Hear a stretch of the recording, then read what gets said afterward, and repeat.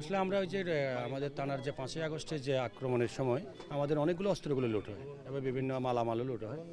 তার প্রেক্ষিতে আমাদের চলমান একটা অভিযান ছিল।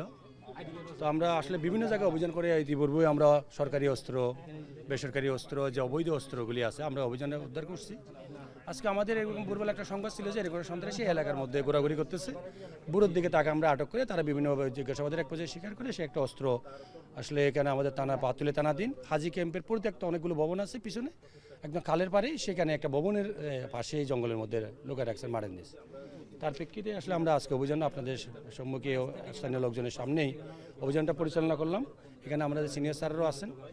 তো সে তার আসামির বের করে দেওয়া তথ্যের মধ্যে তার নিজ হাতে বের করে দেওয়ার মতে আমরা অস্ত্রটা উদ্ধার করতে সক্ষম হই।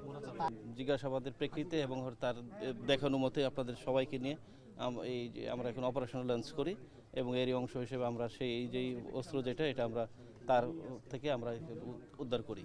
এখন এই গ্যাংয়ের মধ্যে আরও যারা ছিল আমরা ধরুন হলো যে আমরা সাত্তারকে আমরা অ্যারেস্ট করেছি, আমরা আক্তারকে অ্যারেস্ট করেছি এবং তাদের দলের সদস্য কিন্তু ওরা, এবং সাত্তার মাক্তার থেকেও কিন্তু আমরা সেই অস্ত্র কিন্তু আমরা পেয়েছি।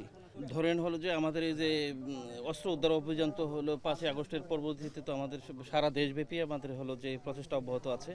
তো এর মধ্যে আমাদের হলো ট্র্যাডিশনাল পুলিশিংয়ের পাশাপাশি এখন আমাদের অন্যতম ফোকাস হচ্ছে যে আমাদের যে থানা থেকে যে সরকারি অস্ত্রগুলো বিভিন্ন অস্ত্রগুলি আমাদের খোয়া গেছে সেগুলো উদ্ধার করা, এবং হলো থানায় গচ্ছিত বিভিন্ন লাইসেন্সকৃত অস্ত্র ছিল সেইগুলিও কিন্তু অনেকগুলো 8টা থানা থেকে প্রায় এগুলি খোয়া গেছে, এবং এগুলো উদ্ধার করার জন্য কিন্তু আমরা অনবরত কিন্তু হলো এসডিএফ দিয়েছি এবং এর আলোকে কিন্তু আজকে এই উদ্ধার অভিযান পরিচালনা করা।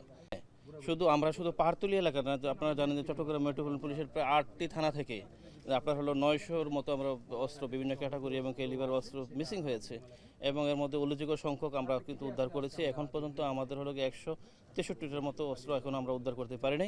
এই লাস্ট অস্ত্র উদ্ধার পর্যন্ত আমরা সেই অভিযান অব্যাহত রাখবো।